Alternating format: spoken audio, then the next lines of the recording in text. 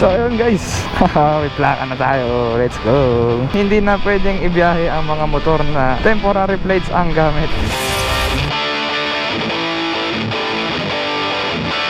What is up mga bro? It's me again, Red Moto. And ngayong araw, pabalik na naman tayo sa Suzuki Camarin. Pero this time para i-claim yung plaka nitong Bergman EX natin, no? So you already tried mga bro, may plaka na ang Bergman natin. So malamang sa malamang nabalitaan nyo na yung bagong no plate, no travel policy na magiging effective bukas, September 1, 2024. So meaning, hindi na pwedeng ibiyahe ang mga motor na temporary plates ang gamit. Tulad nito ni Bergman EX natin, no? Kasi naka-temporary plate tayo.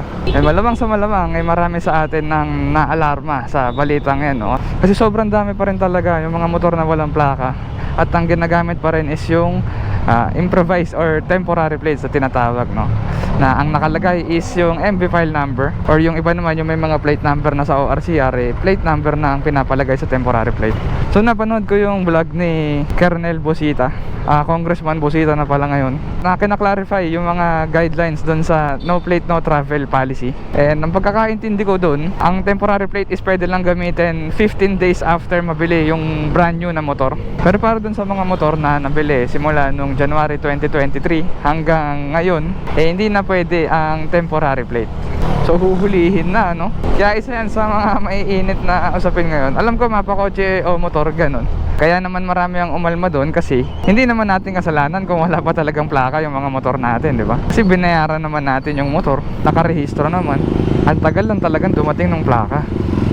So it's either backlog sa LTO ang reason or sa dealer na mismo ang problema, no? Kasi dun sa video ni Kong Busita, parang may sinasabi sila na yung ibang dealer iniimbak lang yung mga plaka ng motor natin, no? So di natin alam kung totoo yun, pero malamang may ganun talagang dealer. Pero ang isa pang rason is yung sa LTO na mismo, no? Na natatagalan talaga sa paggawa at pag-distribute ng mga plate number. Kaya matagal bago maibigay yung ating mga plate number. So itong Bergman natin is nabili last year, August last year. So exactly 1 year na, 1 year and mahigit ilang araw, wala pa rin siyang plaka. Kaya nung lumabas yung balitang yun, eh, isa kami sa medyo naguluhan, no? Na-confused talaga kasi paano nagagamitin tong motor kung di na pwedeng ibiyahe ang naka-temporary plate na motor.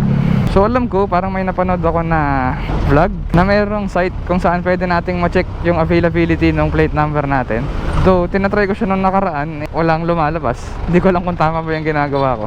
Pero kahapon, kinontak tayo ng kasa na pwede na nating i-claim yung plaka natin. Kaya buzzer beater tayo sa no plate no travel policy. Sa pagkakaalam ko, ang kailangan lang kapag mag-claim ng plate number is yung ID, papers ng motor, saka valid ID nung kung sinong nakapangalan dun sa motor, no? And if ever na iba naman yata ang kukuha, kailangan lang ng authorization letter. Basis sa pagkuha ko dati, no, yung kinuha ko yung plaka ng Raider kasi hindi ko na alam ngayon. Basta nung sinabing pwede nang kunin, eh, let's go na kagad. Kung naalala nyo pala guys, yung vlog natin na nakaraan, galing din tayo dito sa Suzuki Camarin, no? Kasi pina-PMS natin tong Bergman. Kaya yung daan na makikita nyo, eh parehas lang. Nag-vlog lang talaga ako kasi gusto kong pag-usapan yung tungkol dun sa no plate no travel policy. Ayan na guys, Suzuki. Okay, dito na tayo guys. Okay guys, so nandito na tayo sa Suzuki Camarin.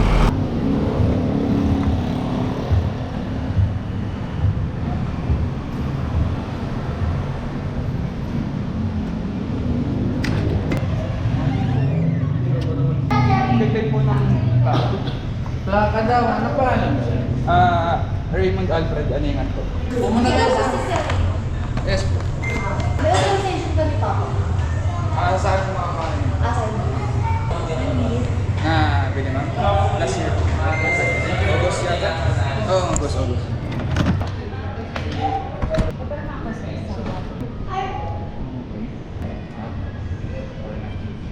Okay na po. Thank you. Thank you po.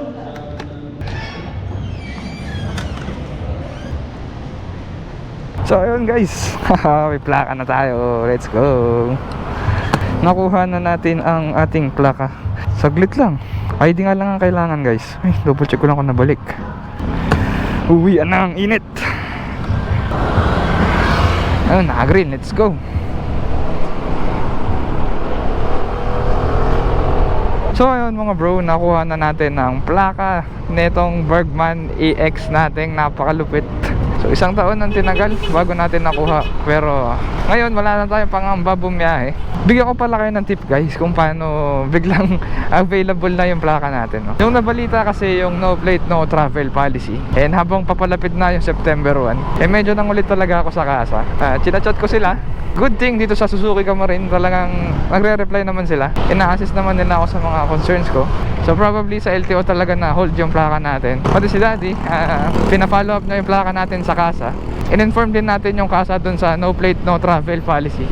Kasi syempre, kung sa akin okay lang na matagalan yung plaka kasi nagagamit naman yung temporary plate. Pero since bawal lang ang gamitin, kaya medyo ma-alarma tayo doon, di ba? Pero sa pagkakaintindi ko naman guys, if ever man na mahuli tayong naka-temporary plate, hindi naman tayo ang mananagot as long as mapapatunayan na wala tayong pagkukulang, no? Ititrace nila yon kung sa kasa ba ang may pagkukulang. If ever man na nasa kasa na ang plaka and hindi kinokontak siguro ang owner or hinohold ng dealer yung plaka, sa pagkakaalam ko yung kasa ang mananagot.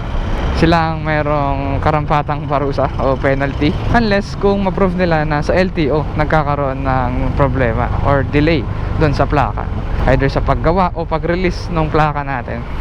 So magkakaproblema lang tayo kung sakaling nasa atin ng pagkukulang, no? For example, kinontak tayo ng dealer tapos hindi lang natin kine-claim yung plaka, yari talaga tayo dyan. Or kung ano mang rason na naka-temporary plate tayo, kahit na naibigay na wala sa atin yung plaka, doon tayo magkakaproblema.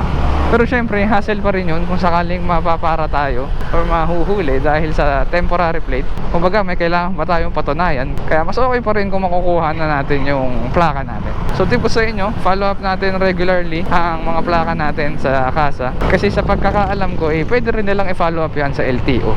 So ayun guys, big shoutout sa Suzuki Kamarin. Maayos kausap at mabilis ang transaction kahit natagalan ang ating plaka. So just got home mga bro, and I think that is it for this video. Same outro dun sa nakaraan dito rin sa bahay.